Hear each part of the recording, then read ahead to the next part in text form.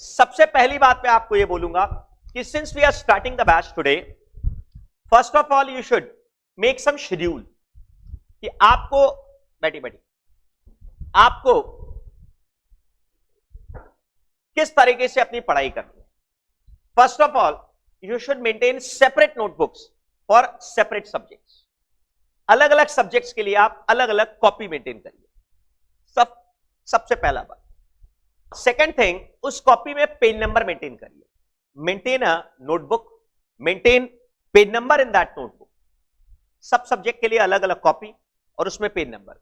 और तीसरा काम, पेज नंबर लिखने का पर्पस यह है कि आपको जो बुक दिया जाएगा, सर बुक अभी आप लोगों को मैंने आज ही मेरे पास रिसीव हो जाएगा, ऑर्डर मैंने ऑलरेडी दे दिया है, और जो ऑनलाइन के स्टूडेंट्स हैं उनको कोरियर कर दिया जाएगा और 3 दिन के अंदर में पहुंच भी जाएगा, प्रोबेबली 2-3 दिन के अंदर में पहुंच भी जाएगा। तो आपको जो भी बुक मिलेगा, उस बुक के अंदर जो भी क्वेश्चन होता है, उस क्वेश्चन के पास में अपना सॉल्यूशन का पेज नंबर लिख लीजिए।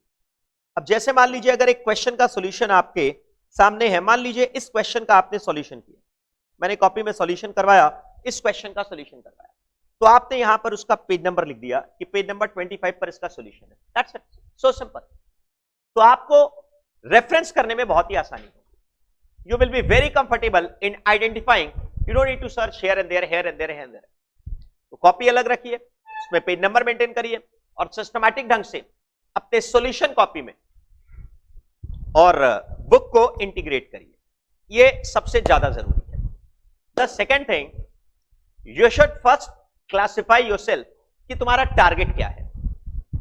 What's your target? Only to pass the examination और to get the knowledge which is useful in your life. तुम्हारा अगर टारगेट सिर्फ यह रहेगा कि एग्जाम में पास होना है, तो फिर बहुत मुश्किल है, बहुत मुश्किल है। 3 इडियट्स देखा था ना तुमने, सिर्फ रट्टा मार के तुम कुछ नहीं कर पाओगे। परंतु अगर तुम्हारा टारगेट रहेगा कि मेरे को चीजों को समझना है, बिजनेस सिचुएशंस को समझना है, बिजनेस की प्रॉब्लम्स को समझना है, उसको सॉल्व कैसे करना है, उसको अगर समझना है, तो तुम सही डायरेक्शन में जाओगे। भले ही मार्क्स कम आ जाए चलेगा, बट द पर्पस इज सिर्फ मार्क्स के लिए प्रिपरेशन नहीं करनी। सिर्फ मार्क्स के लिए डेफिनेटली तुमको प्रिपरेशन बिल्कुल नहीं करनी। ऑब्वियसली मार्क्स के लिए पढ़ना तो है, पर सिर्फ मार्क्स अचीव करने के लिए तुमको नहीं पढ़ना है। क्या चीज क्यों हो रहा है, when you are studying account, तो क्यों हो रहा है ये चीज, इस क्यों पर अगर तुम ध्यान दोगे तो ज्यादा बेटर रहेगा। एक बात मैं तुमको बता दूं, नॉर्मली जब हम लोग पढ़ते हैं तो तुम ध्यान देना, जब हम लोग पढ़ते हैं तो उस समय तुम ध्यान देना कि जो कंसेप्चुअल पार्ट होगा उस पर मैं फोकस ज्यादा करूंगा। 2 चीजें हैं पढ़ते समय, 2 चीजें हैं। एक कंसेप्चुअल डिस्कशन, एक टॉपिक लिया उसको हम लोग डिस्कस कर रहे हैं, और दूसरा उसके ऊपर क्वेश्चंस, इलस्ट्रेशंस, एग्जांपल्स। तो आपको फोकस करना है उस कंसेप्ट पार्ट पर, तुमको फोकस करना है उस कंसेप्ट पार्ट को कैसे समझा जाए, उसके लिए ये इलस्ट्रेशन या क्वेश्चन बनाया गया। पर स्टूडेंट्स क्या करते हैं, इसको भूल जाते हैं और इस क्वेश्चंस में इतने उलझ जाते हैं।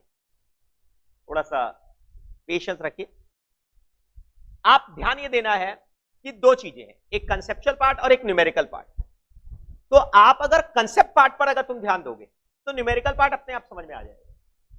स्टूडेंट्स नॉर्मली क्या करते हैं, न्यूमेरिकल पार्ट पर बहुत ज्यादा फोकस करते हैं। नहीं, बिल्कुल नहीं। कंसेप्ट पार्ट पर ज्यादा फोकस करो, उसको 2 बार 3 बार 4 बार रिवाइज करो। क्वेश्चंस आप 4 कम करिए चलेगा, पर न्यूमेरिकल पार्ट आप 4 कम करिए चलेगा, चाहे तुम कोई भी चीज कर रहे हो, कोई भी चीज पढ़ रहे हो। कंसेप्ट पार्ट 4 बार ज्यादा पढ़ो, क्वेश्चंस 4 कम करो, एग्जांपल 4 कम करो, चलेगा। मेरी बात समझ में आ रही है मैंने क्या कहा? क्यों? द रीजन इज ये कांस्टेंट है पर ये वेरिएबल है। ये कांस्टेंट है मतलब ये यूनिवर्सल प्रिंसिपल, इसके ऊपर ही ये एग्जांपल्स डेवलप होते हैं। तो एग्जामिनेशन में ये चीज काम आएगा, ये चीज क्वेश्चन सॉल्व करना कम भी किया तो भी चलेगा। हाँ करेंगे हम लोग, प्रॉपर करेंगे, मतलब जितनी जरूरत है डेफिनेटली उतनी करेंगे और उससे कुछ ज्यादा ही करेंगे। बट द पॉइंट इज इसमें उलझना मत। न्यूमेरिक बैठी न्यूमेरिकल कैलकुलेशंस में उलझेगा मत। आप लोग कई लोगों का हैबिट क्या होता है कि मेरे को ज्यादा से ज्यादा क्वेश्चन सॉल्व करना है। नहीं, that is not the purpose at all, not the purpose at all. आप कंसेप्ट पर फोकस करिए। अकाउंट्स पढ़ रहे हैं तो क्यों हुआ, क्या चीज डेबिट हुआ, क्या चीज क्रेडिट हुआ और क्यों हुआ, बस that is more important. Questions आप कम करिए चलेगा। अरे मैं खुद बोल रहा हूं क्वेश्चंस, जब मैं क्वेश्चन करवाता हूं ना तो I will be a bit faster, पर जब मैं कंसेप्ट पढ़ाता हूं I will be a bit slower, depth में बात करते हैं। और जब क्वेश्चंस करवाते हैं तो फटाफट फटाफट। और आप देखिएगा कि मैं क्वेश्चन जब करवाता हूं तो कई जगह पर मैं बैलेंस शीट का टोटल ही नहीं लिखता हूं। I don't have the habit of that. फटाफट फटाफट कैलकुलेशन करता हूं, फटाफट, बहुत बहुत ज्यादा फास्ट कर लेते हैं हम लोग कैलकुलेशन। और कई चैप्टर में तो मैं कैलकुलेशन पर ध्यान देता हूं। 9 into 8, 9p2 को सॉल्व करना है, 9 into 8 72। मैं लिखने के लिए वेट नहीं करता हूं, मैं आगे बढ़ता हूं। अरे क्या करना है, तुम नहीं जानते क्या? वो जो लोग क्लास अटेंड कर चुके हैं थोड़ा बहुत, वो लोग जानते भी होंगे ये चीज। हाँ सर का हैबिट है ये कैलकुलेशन। ठीक है यार, आगे चलो, क्या करना है उसको? Calculation 9 into 8 72। मैं लिखूं नहीं लिखूं, जितना देर में तुम कैलकुलेट करेंगे हम आगे बढ़ जाएंगे क्या उसको? तो क्वेश्चंस आप 4 कम करिए, कंसेप्ट आप 4 बार ज्यादा पढ़िए। That is more important, that is definitely more important than everything else. समझ गए हम क्या बोल रहे हैं? चलिए, ऑनलाइन के स्टूडेंट्स को मैं आपको यह भी बोलूंगा कि अगर आप कोई बीच में क्लास चलते चलते बंद हो जाए तो आप घबराइएगा मत। कभी कभी क्या होता है 2-3 मिनट के लिए बंद हो जाता है। मैं यहां पर अपने सामने क्लास स्टार्ट करके रखा हूं, तो if there is a problem मेरे को खुद को पता लग जाता है। मेरे को एक बार पिंग कर दीजिएगा, टेंशन मत लीजिएगा, मैं चेक कर लूंगा। दूसरी बात, कई बार ट्राई करने के बाद में भी कभी कभी ऑनलाइन के क्लासेस नहीं चलते हैं बिकॉज ऑफ सर्वर प्रॉब्लम, तो वो मेरे हाथ में कुछ भी नहीं है।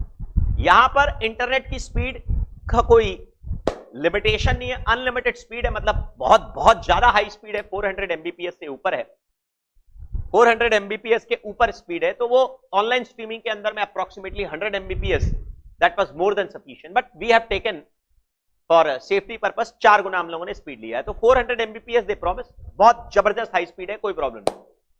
और कोई अगर सर्वर की प्रॉब्लम होगी तो उसका कुछ कर नहीं सकते, मेरे हाथ में भी नहीं, आपके हाथ में भी। आप अगर क्लास बीच में बंद हो जाए तो आप मेरे को एक बार नोटिफिकेशन, वो एक बटन दबा दीजिएगा, हैंड रेस कर दीजिएगा, मैं एक बार रीस्टार्ट करूंगा। फिर भी अगर नहीं होता तो चैट बॉक्स में देखिएगा, घबराइएगा मत प्लीज, घबराइएगा, क्योंकि मेरे पास कोई ऑप्शन नहीं रहेगा। और जो भी क्लासेस है, आपको मैं पहले ये बता दूं, क्लास जो भी हम लोग यहां पर पढ़ रहे हैं वो सारी की सारी क्लासेस आपके डीटीएच प्लेयर में अपलोड जरूर होंगी। डीटीएच प्लेयर के अंदर में सारी की सारी क्लासेस अपलोड जरूर होंगी।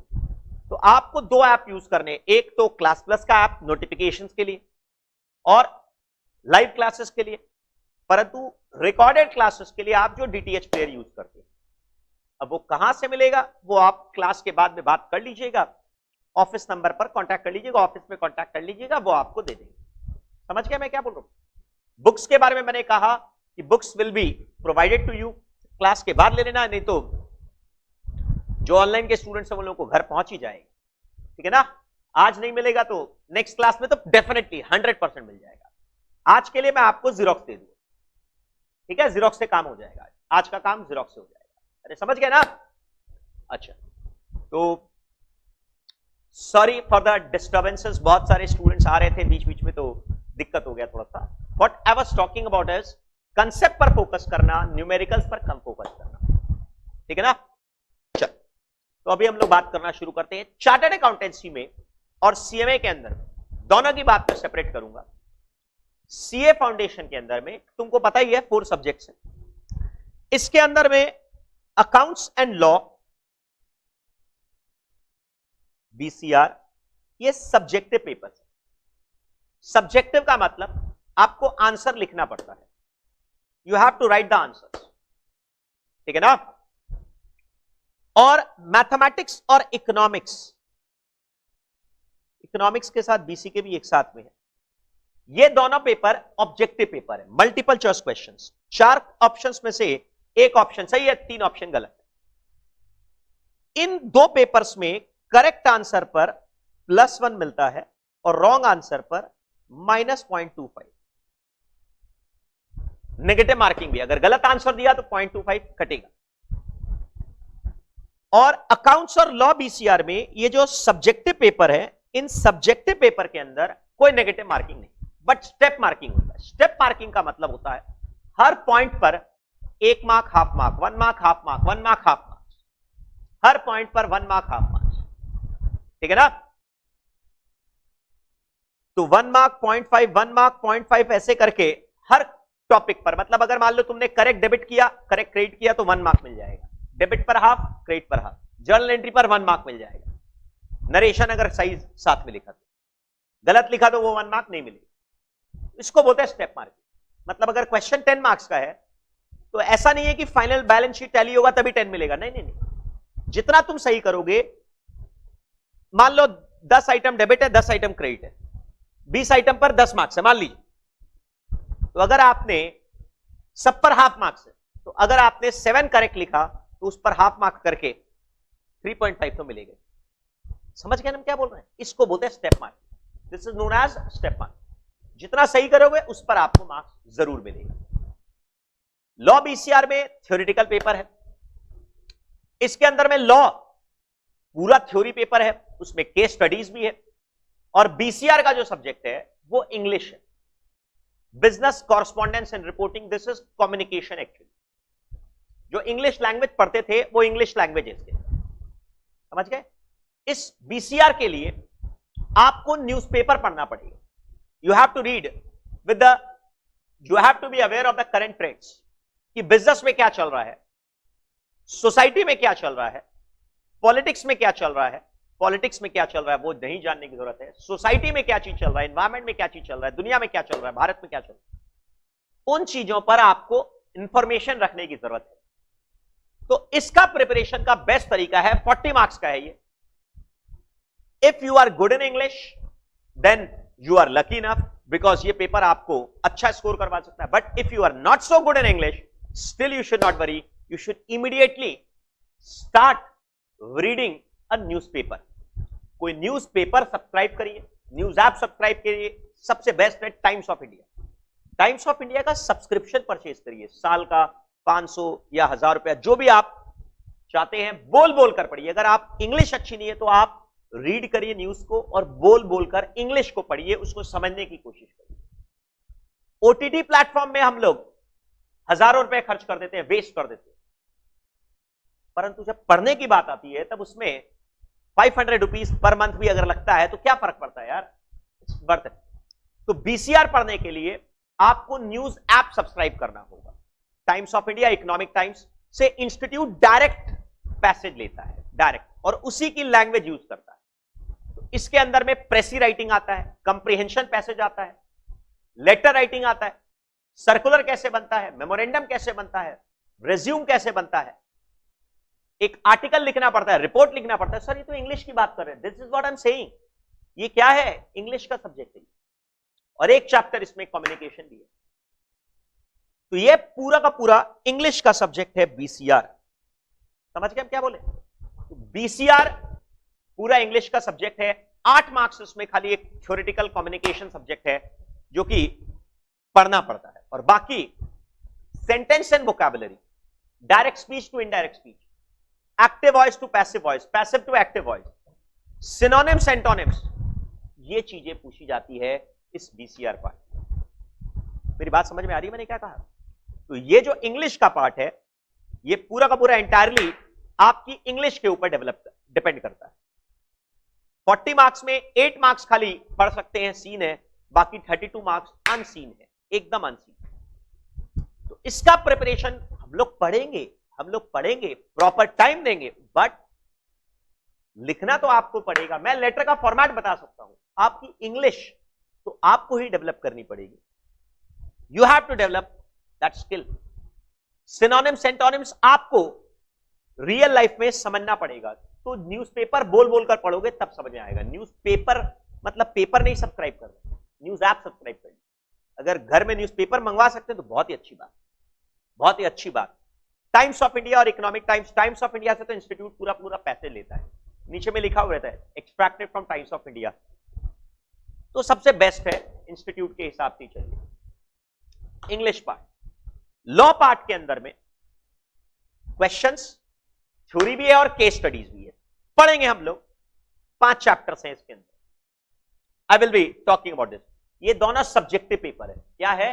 Subjective paper. लॉ पूरा तुम्हारे लिए नया है और इंग्लिश तुमने पढ़ा हुआ है, तो लॉ पूरा का पूरा नया सब्जेक्ट है। ठीक है सर।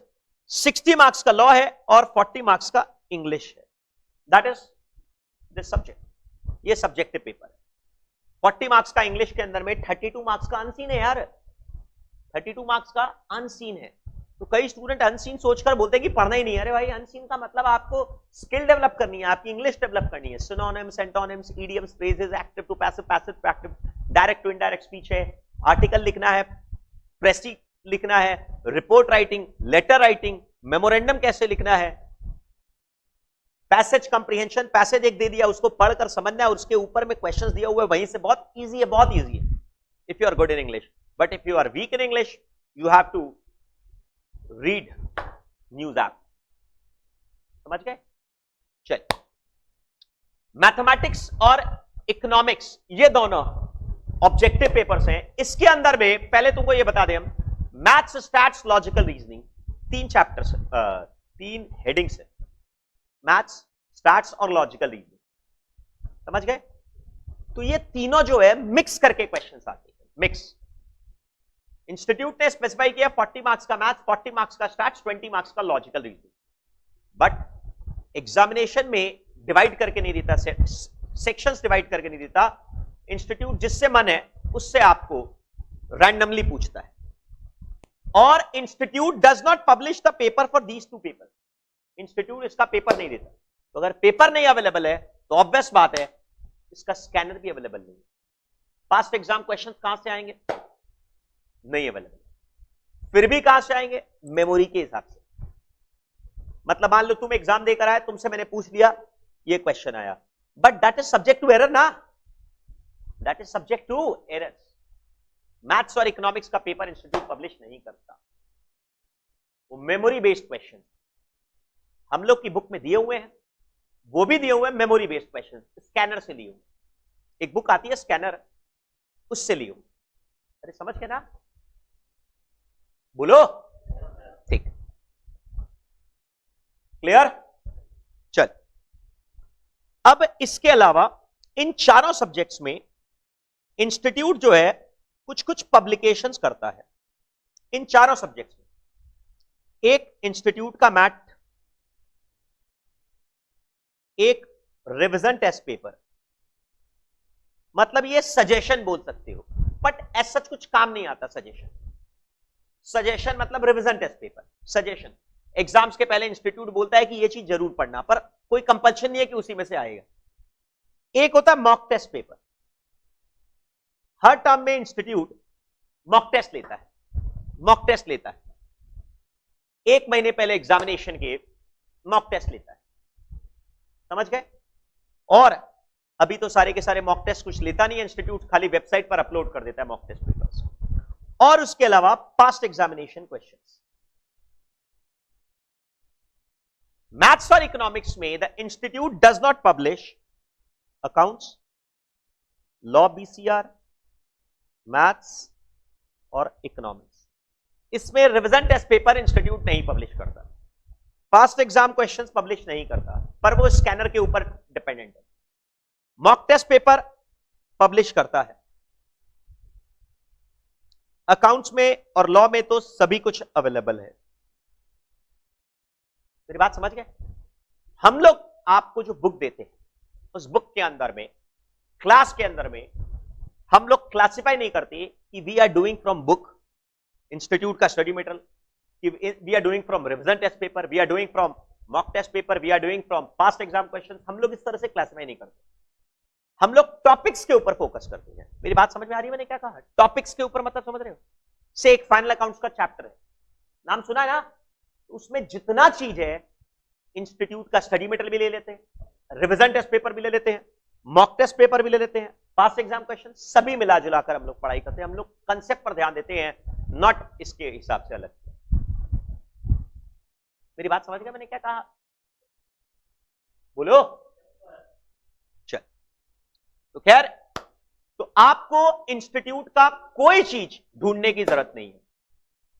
मेरी बुक में, मेरे क्लासेस में सभी चीज इसके अंदर में कवर्ड है, चाहे वो रिवीजन टेस्ट पेपर हो, चाहे वो मॉक टेस्ट पेपर हो। रिवीजन टेस्ट पेपर मतलब क्या है? सजेशन। मॉक टेस्ट पेपर मतलब मॉक टेस्ट लेता है इंस्टीट्यूट एक। पास्ट एग्जाम क्वेश्चन मतलब पुराने एग्जाम के क्वेश्चन, और इंस्टीट्यूट का स्टडी मटेरियल तो है ही। तो वो सारी की सारी चीजें मैंने अपनी एनालिटिकल स्किल से अरेंज करके दिया है। क्लास के अंदर में हम लोग सारी चीज कवर कर लेते हैं और आपको ढूंढना नहीं पड़ता। You don't need to search here and there, everywhere. Are you understanding what I am saying क्या? तो आप सिर्फ अपना फोकस, मैं जो आपको बुक देता हूं उसी पर दिमाग लगाइएगा, बाकी जो भी जरूरत होगी वो मैं करूंगा। अगर आपको आरटीपी ढूंढना है तो मेरी जिम्मेदारी है, आरटीपी में अगर कुछ नया चीज आया तो मेरी जिम्मेदारी है, आपकी जिम्मेदारी नहीं। It's my responsibility. आपको मेरी बात समझ में आ रही है मैंने क्या कहा? ठीक है ना? अब जैसे मई के स्टूडेंट्स के लिए मैं रिवीजन टेस्ट पेपर अब सॉल्व करवाऊंगा, ठीक है, क्योंकि इंस्टीट्यूट पब्लिश अभी किया है थोड़े दिन पहले, तो अभी करवाएंगे। मॉक टेस्ट पेपर 2 दिन पहले ही पब्लिश किया है इंस्टीट्यूट, तो वो भी हम क्लास में करवाएंगे। किसके लिए? मई के स्टूडेंट्स के लिए। नवंबर के स्टूडेंट्स के लिए जब तुम लोगों का टाइम पर रिवीजन टेस्ट पेपर तुम्हारा वाला, मॉक टेस्ट पेपर तुम्हारा वाला जब एग्जाम के पहले आएगा तब मैं सॉल्व करवा दूंगा और उसको यूट्यूब पर भी अपलोड कर दूंगा। आप चिंता मत करिए, आपको ढूंढने की जरूरत नहीं पड़ेगी। समझ गए हम क्या बोल रहे हैं? आपको सिर्फ और सिर्फ हम लोग जितना क्लास में पढ़ते हैं और जो एडिशनल कुछ देते हैं इंफॉर्मेशन, उसके अलावा और कुछ आपको दिमाग लगाने की जरूरत है, ठीक है ना? और साथ ही साथ हर सब्जेक्ट का कंप्लीट रिवीजन भी आपको करवाया जाएगा बाद में। सारे सब्जेक्ट्स का, चारों सब्जेक्ट का कंप्लीट रिवीजन आपको करवाऊंगा मैं, बट एट द एंड। कब? एंड पर। समझ के हम क्या बोल रहे हैं? अब तुम एक काम करो, आपको जो नोट्स दिया है उसके इंडेक्स को देखो एक बार। चारों सब्जेक्ट का इंडेक्स पेज को देखो, तुमको समझ में आएगा कि what we are actually talking about. यहां पर जैसे अकाउंट्स का इंडेक्स पेज, पहले सुनो मेरी बात सुनो।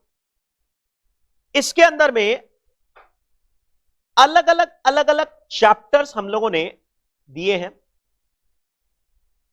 किस चैप्टर से कितना मार्क्स का क्वेश्चन आएगा ये सब हम लोगों ने स्पेसिफाई कर दिया। और ये जो स्पेसिफाई किया है ये मैंने अपने मन से नहीं किया है, ये सब इंस्टीट्यूट ने बताया। किसने दिया है ये सब इंस्ट्रक्शंस? इंस्टीट्यूट ने बताया। ये सीए का मैटर, सीए इंस्टीट्यूट का मैटर। पहले समझ गए हम क्या बोल रहे हैं? तो किन चैप्टर से कितने मार्क्स का क्वेश्चन आएगा, that we have given as per the instruction of the institute. साथ ही साथ पेन ड्राइव के स्टूडेंट्स, D2H के स्टूडेंट्स के लिए इंस्ट्रक्शंस अलग से दिए हैं मैंने सेकंड पेज पर, बुक के सेकंड पेज पर इंस्ट्रक्शंस मैंने अलग से दिए हैं पेन ड्राइव के स्टूडेंट्स के लिए। समझ गए हम क्या बोल रहे हैं कि किस चैप्टर के बाद क्या पढ़ना है। आप लोग जो यहां पर फिजिकल क्लास कर रहे हैं उन लोगों को कोई प्रॉब्लम है ही नहीं, और वैसे ऑनलाइन के स्टूडेंट्स को भी कोई दिक्कत नहीं, क्योंकि किस चैप्टर के बाद क्या करना है हम अपने आप ही सिस्टमैटिक ढंग से अरेंज करके ही आप लोगों को देते हैं। जो आपके ऐप में 1 2 3 4 जैसे अरेंजमेंट किया हुआ रहता है जिस सब्जेक्ट का, उसी हिसाब से हम आपको अरेंज करके देते हैं। तो आपको स्ट्रेस लेना ही नहीं है कि किसके बाद क्या पढ़ना है। और हर चैप्टर के स्टार्टिंग में इंट्रोडक्शन देता हूं मैं कि इसके पहले ये पढ़ना है और इसके बाद ये पढ़ना है। अगर ये नहीं पढ़ा तो ये चैप्टर मत करिए। अब जैसे मैं तुमको एग्जांपल देता हूं, जब मैं प्रोबेबिलिटी पढ़ाता हूं तो मैं बोलता हूं, स्टार्टिंग में बोलता हूं ये चैप्टर आप तभी पढ़िएगा जब सेट थ्योरी और परम्यूटेशन पढ़ लिया। जब ये सुना आपने, ऑनलाइन के स्टूडेंट्स को भी दिक्कत होगी नहीं होगी, प्रॉब्लम होगा कहां से? चल, दूसरी बात, आपको जो बुक मिलेगा उस बुक में इंस्ट्रक्शंस, आपको अलग अलग जगह पर जो इंस्ट्रक्शंस दिया जाता है वो इंस्ट्रक्शंस को आप हाथ जोड़कर विनती करता हूं मैं, फॉलो करिएगा। वो इंस्ट्रक्शन सिर्फ हवा में इंस्ट्रक्शन नहीं लिखा हुआ है। सर क्या तरह का इंस्ट्रक्शन था आप जो बोल रहे हैं? बता रहा हूं। ये अकाउंट्स का बुक है, एक काम करो, दूसरे सब्जेक्ट का बुक, लॉ का बुक, लॉ का इंडेक्स खोलो।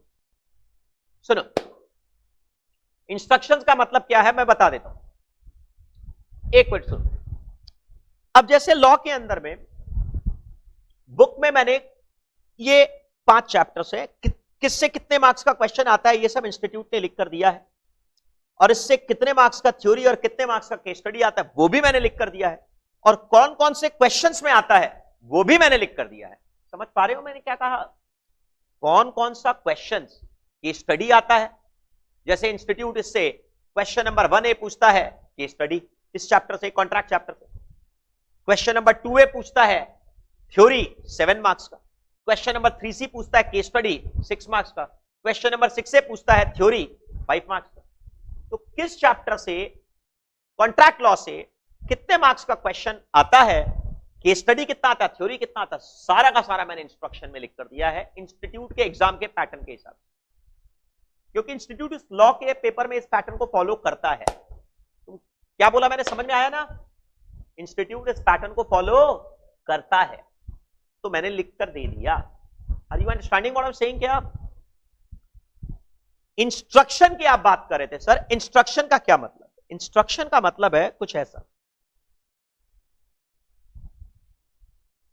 अब जैसे मैंने बुक में लिख कर दिया है, किसी डेफिनेशन में लिख कर दिया है RIOL, remember in own language. Remember in own language मतलब इसको रटना नहीं है, अपनी लैंग्वेज में याद करना, तो इसको फॉलो करो। You have to follow this instruction. ऐसी हवा में नहीं दिया हुआ इंस्ट्रक्शन। अगर मैंने कहीं पर लिख कर दिया है लर्न ऑल द 5 केसेस, तो इसका मतलब इन 5 केस को याद करना होगा, क्योंकि ये 5 केस उसी हिसाब से बनाए गए हैं ताकि बाद में और डिटेल में आएगा। क्या बोला मैंने, समझ गए ना? समझे हम क्या बोले? कई जगह पर मैंने लिख कर दिया है यूज इन अदर टॉपिक्स, कई जगह पर मैंने लिख कर दिया है यूजलेस, इंपॉर्टेंट, नॉट इंपॉर्टेंट। देखो क्या लिख कर दिया मैंने इंस्ट्रक्शन में, सिर्फ ऑल पॉइंट्स को अंडरस्टैंड करना है, हेडिंग्स को याद करना है, अंदर का मैटर को याद नहीं करना है। समझ रहे हो? तो भाई इसको फॉलो करो। इंस्ट्रक्शंस जो लिख कर दिया है प्रॉपर सिस्टम से लिख कर दिया है। एक चीज लॉ की बुक में मैंने क्या किया है, कौन सा चीज आपको याद करना है और कौन सा चीज समझना है वो भी मैंने स्पेसिफाई करके दिया है। ब्लैक बैकग्राउंड जो करके दिया है, that is you have to focus more, और जो चीज व्हाइट बैकग्राउंड में दिया हुआ है उस पर फोकस कम करना है। समझ गया मैंने क्या कहा? मैंने क्या किया है, कंसेप्ट पार्ट को ब्लैक बैकग्राउंड में लिख कर दिया, कंसेप्ट पार्ट को कि भाई ये हाईलाइट किया है, इसका ब्लैक किया हुआ है बैकग्राउंड, और जो एग्जांपल्स है ना उनको मैंने ब्लैक बैकग्राउंड में नहीं दिया है। ये देखिए, लुक एट दिस, आपको समझ में आ जाएगा देखकर कि ये चीज आपको ध्यान ज्यादा देना है, समझ याद करना है तो ये चीज याद करना है, पर वो भी अपनी लैंग्वेज में याद करना है। इसमें भी मैंने लिख कर दिया रिमेंबर इन ओन लैंग्वेज। और ये वाला जो व्हाइट बैकग्राउंड में है वो सिर्फ समझना है। 2 चीज बोला ना मैंने, concept example, concept example. Concept को मैंने क्या किया है, ब्लैक बैकग्राउंड, और उसमें भी इंस्ट्रक्शन दिया है, ब्लैक बैकग्राउंड में भी इंस्ट्रक्शन लिख कर दिया है कि अपनी लैंग्वेज में समझना है, कि एकदम बुकिश लैंग्वेज में समझना है, खाली पॉइंट समझना है, कि अंदर का मैटर भी समझना है। समझ रहे हो हम क्या बोल रहे हैं? बोलो। और एग्जांपल्स को मैंने नॉर्मल फॉन्ट में दिया, और जो चीज कंसेप्चुअल पार्ट है उसको हाईलाइट करके दिया है। समझ पाए हो मैंने क्या कहा? तो इस इंस्ट्रक्शन को प्रॉपर फॉलो करना, भूल मत जाना। समझ गए मैंने क्या कहा? मैंने तुम्हारे लिए जितना जरूरत है समय के साथ साथ जब जब हम लोग पढ़ेंगे तब तब हम लोग देखते जाएंगे। अब जैसे लॉ के अंदर में 5 चैप्टर है, तो किससे कितने मार्क्स का क्वेश्चन आता है लिख कर दे दिया मैंने। 5 चैप्टर है कॉन्ट्रैक्ट लॉ, तो इंस्टीट्यूट क्या पूछता है, 12 मार्क्स का थ्योरी पूछा और 10 मार्क्स का केस स्टडी पूछता है। 12 मार्क्स का जो थ्योरी और 10 मार्क्स का केस स्टडी वो यहां पर दिया हुआ है। थ्योरी है क्वेश्चन 2A 6A, दिख गया? बोलो, 2A और 6A हो गया ना, 10 मार्क्स 12 मार्क्स हो गया ना। और जो केस स्टडी पूछा वो ये देखो 4 और +6 10 मार्क्स का। समझ में आ गया? अब इस सेल ऑफ गुड्स एक्ट से इंस्टीट्यूट ने इंस्ट्रक्शन लिख कर दिया 12 से 15, जो कि कोई काम का नहीं है, पर पूछता है दे आस्क फॉर 10 मार्क्स का थ्योरी, 6 मार्क्स का केस स्टडी। तो जो केस स्टडी है वो ठीक है, वो 6 मार्क्स का है, वो गलती से 5 मार्क्स प्रिंट हो गया। अरे समझ पा रहे हो मैंने क्या कहा? गलती से प्रिंट हो गया वो, ठीक है। केस स्टडी से भी 6 मार्क्स का है और प्रिंटिंग एरर है कुछ इसमें, मैं ठीक कर दूंगा, मैं ठीक करवा दूंगा। अरे समझ रहे हो? इस चैप्टर से 5 मार्क्स का थ्योरी पूछता है, इस चैप्टर से कितने मार्क्स का थ्योरी और कितने मार्क्स का केस स्टडी पूछता है, सारी की सारी चीजें मैंने लिख कर दी है। अरे समझ पा रहे हो ना? Everything I have given in writing, सारी चीज मैंने लिख कर दिया, समझ रहे हो? चल, इंग्लिश कितने मार्क्स का सब्जेक्ट है बताओ मेरे को जरा? 40। कितने? 40। इस 40 मार्क्स में सिर्फ एक चैप्टर ऐसा है जो आपको पढ़ना है, समझना है, सीन है, और बाकी सारा सब्जेक्ट, बाकी सारा का सारा 32 मार्क्स अनसीन है। अब आप खुद यहां पर चैप्टर्स के नाम देखिए, सेंटेंस एंड वोकैबुलरी, सीन है कि अनसीन है बोलो? Active to passive, passive to active voice, समझ रहे हो? पूरा का पूरा unseen. Note making, comprehension passage, unseen passage आएगा एग्जामिनेशन। एक पैसेज देगा, उससे आपको समरी बनाना पड़ेगा, क्वेश्चंस आंसर देने पड़ेंगे, उसका नोट्स बनाना पड़ेगा। राइटिंग स्किल से अभी तक पूछा नहीं है, प्रेसी हमेशा 5 मार्क्स का आता है। एक अनसीन पैसेज देगा, अनसीन पैसेज कहां से देगा? टाइम्स ऑफ इंडिया, उसी की लैंग्वेज यूज करता है। Article, report, recent article, recent topics पर आर्टिकल। अब जैसे फेब 2019 में पुलवामा अटैक हुआ था ना, हा? तो उस समय इंस्टीट्यूट ने मई 19 के अंदर में जो क्वेश्चन पूछा, उसमें बोला 5 मार्क्स का पूछा, right a article on fearless Indian army. समझ गए? 2020 के अंदर में ऑनलाइन एजुकेशन चल रहा था, फिजिकल क्लासेस नहीं हो रही थी, तो इंस्टीट्यूट ने पूछा the pros and cons of online education in India, दिसंबर 2020 के एग्जाम में। अरे समझ रहे हो? तो इंस्टीट्यूट इस पर प्रॉपर समय के हिसाब से पूछता है, क्या चीज माहौल में चल रहा है। अभी जैसे वैक्सीन के बारे में बात हो रहा है, तो मेरे को पक्का विश्वास है वैक्सीन के ऊपर जरूर पूछेगा, आर्टिकल या रिपोर्ट जरूर पूछेगा। मई 21 में पक्का वैक्सीन के ऊपर पूछेगा, किसको वैक्सीन लेना चाहिए, किसको वैक्सीन नहीं लेना चाहिए, कितनी तरह की वैक्सीन अवेलेबल है, उसके क्या साइड इफेक्ट्स हो सकते हैं, लोगों के मन में क्या क्या वहम है, गवर्नमेंट ने क्या क्या फैसिलिटीज प्रोवाइड की है वैक्सीनेशन सेंटर्स पर, इसके ऊपर पक्का आर्टिकल्स एंड रिपोर्ट्स में जरूर पूछेगा इंस्टीट्यूट। नहीं पूछने का कोई क्वेश्चन ही नहीं है वैक्सीन के ऊपर। स्टॉक मार्केट और रियल इकोनॉमी में जो डिफरेंस है उसके ऊपर भी पूछने की चांस है। तो जो रीसेंट टॉपिक्स हैं वो जरूर आपसे पूछेगा, तो वो आपको जानकारी रखनी होगी, आर्टिकल या रिपोर्ट। फिर लेटर्स एंड कम्युनिकेशन, ये बताने की दरकार है कि लेटर्स क्या होता है। मेल्स आप लिखते हैं, ईमेल, रेज्यूम, सीवी बनाते हैं, और मीटिंग्स, क्या चीज? मीटिंग्स। तो इंस्टीट्यूट ने इंस्ट्रक्शन लिख कर दिया है किस चैप्टर से कितने मार्क्स का क्वेश्चन पूछेगा, इंस्ट्रक्शन लिख कर दिया, बट ये फॉलो नहीं करता इंस्टीट्यूट, ये फॉलो करता जो कि मैंने इंस्ट्रक्शन लिख कर दिया। ठीक गया? अरे हैव यू सीन दिस? चल, बुक में मिलेगा, बुक में इकोनॉमिक्स का बुक देखोगे, इकोनॉमिक्स का इंस्ट्रक्शन अगर तुम देखोगे, सबसे पहले किस चैप्टर से कितने मार्क्स का आएगा, इसमें यहां तक आपने पढ़ा है क्लास 11 में, क्लास 12 माइक्रो इकोनॉमिक्स पढ़ा है ना, और कई कई स्टूडेंट्स बिजनेस साइकिल्स भी पढ़ लेते हैं। उनके लिए नया क्या होता है? Demand and supply equilibrium. Demand and supply equilibrium उनके लिए नया होता है। तो इससे 60 मार्क्स आपके पूरे हैं। ये मल्टीपल चॉइस क्वेश्चन पेपर है कि सब्जेक्टिव पेपर है? ऑब्जेक्टिव है कि सब्जेक्टिव है? ये ऑब्जेक्टिव। 4 ऑप्शंस, 1 सही 3 गलत। करेक्ट आंसर पर +1, रॉन्ग आंसर पर -0.25। सिंपल। 60 मार्क्स तो आप क्लास 12 में पढ़ेंगे। और ये आपके लिए पूरा नया है, पर पूरा ये भी नया नहीं है, कुछ चीजें इसमें आप ऑलरेडी पढ़े हैं, जैसे ऑर्गेनाइजेशन फैसिलिटेटिंग बिजनेस, ये वाला टॉपिक में कई सारी चीजें आप ऑलरेडी जानते हैं, रिजर्व बैंक ऑफ इंडिया के बारे में, गवर्नमेंट पॉलिसी, ये मई 21 के स्टूडेंट्स के लिए अमेंडमेंट हुआ था, नवंबर के लिए तो डेफिनेटली अमेंडेड ही रहेगा। तो गवर्नमेंट पॉलिसी में इकोनॉमिक रिफॉर्म्स की बात होती है, ग्लोबलाइजेशन, लिबरलाइजेशन, प्राइवेटाइजेशन, ये भी आप लोगों ने काफी हद तक थोड़ा बहुत पढ़ा है ना, तो उसका डिस्कशन होता है गवर्नमेंट पॉलिसी। खैर चलो छोड़ो। सीए फाउंडेशन का मैथमेटिक्स का पेपर, ये इसका इंडेक्स सबसे लेंदी है, यू कैन सी दैट सबसे ज्यादा चैप्टर्स इसी में है, लॉ में भी है और इसमें भी है, सबसे ज्यादा चैप्टर है। देखो 28 चैप्टर्स आर देयर, पर कुछ चैप्टर को मैंने हाईलाइट करके दिया है, देखो तो जरा कौन कौन सा हाईलाइट करके दिया है। टाइम वैल्यू ऑफ मनी क्यों हाईलाइट किया हुआ है, देखकर बताओ।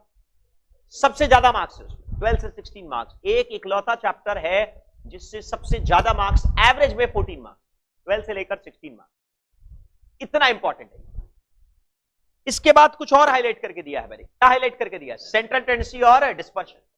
क्यों हाईलाइट किया, कारण बताओ।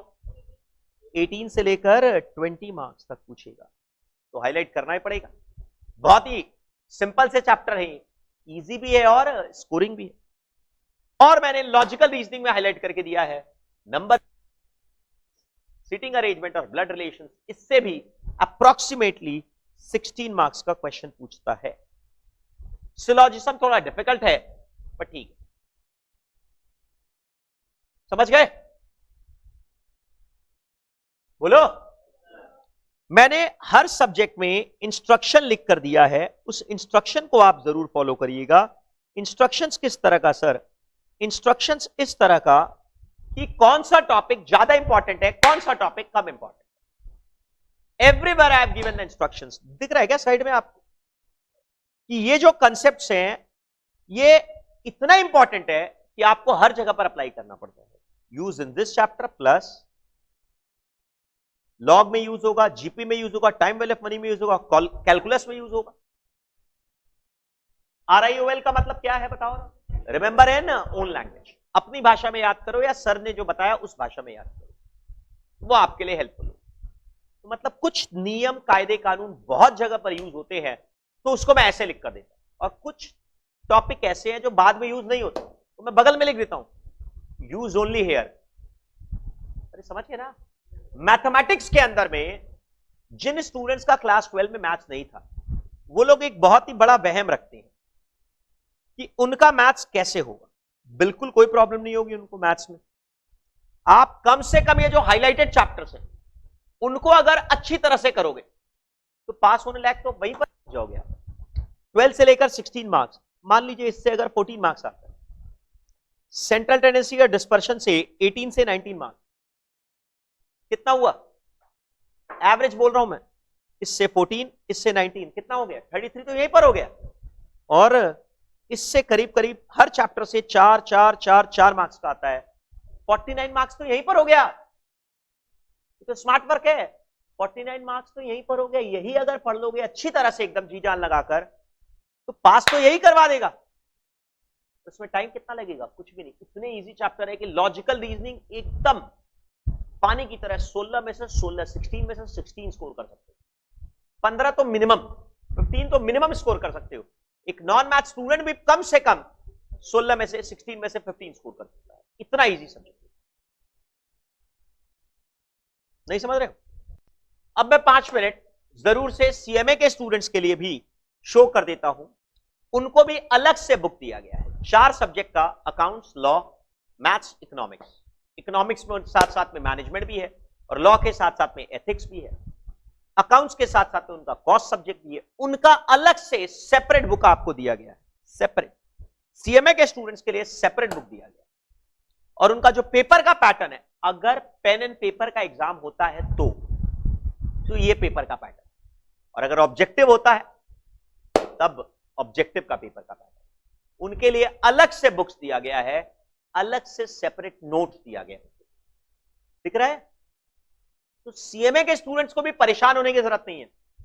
क्या करना है। सीएमए के स्टूडेंट्स और सीए के स्टूडेंट आप नोट डाउन करवा दीजिएगा, ऑफिस में बात कर लीजिएगा कि हमको सीएमए का बुक भेजना है कि सीए का बुक भेजना है, उसी के हिसाब से आपको बुक भेजा जाएगा। ये देखिए, अब जैसे सीएमए के अंदर में, लॉ के अंदर में 4 चैप्टर है, 2 कॉमन चैप्टर है, Indian contract act, sale of goods act, common chapter है, परंतु 2 अलग से चैप्टर है, नेगोशिएबल और एथिक्स, 2 अलग से चैप्टर है। 60% सेम है, 40% मार्क्स अलग है, नेगोशिएबल अलग है और एथिक्स का अलग है चैप्टर, समझ रहे हो ना। तो उनको अलग से पढ़ाया जाएगा, एक्स्ट्रा क्लास लिया जाएगा उनका। अकाउंट्स के अंदर में उनका सिलेबस बहुत छोटा है, चार्टर्ड अकाउंटेंसी के मुकाबले अप्रोक्सीमेटली 65% के आसपास सिलेबस है, 60 से 65%। आप अगर उनके सिलेबस में बात करेंगे तो बहुत कम चीजें हैं जो क्लास 11-12 में पढ़ते थे, ऑलमोस्ट वही चीजें। बड़े चैप्टर में उनके लिए पार्टनरशिप नहीं है, कंपनी नहीं है, एवरेज ड्यू डेट नहीं है, अकाउंट करंट नहीं है, इन्वेंट्री, स्टॉक टेकिंग, सेल और रिटर्न नहीं है। माय गॉड, इतनी चीजें नहीं है उनके सिलेबस में सीए में, ठीक है।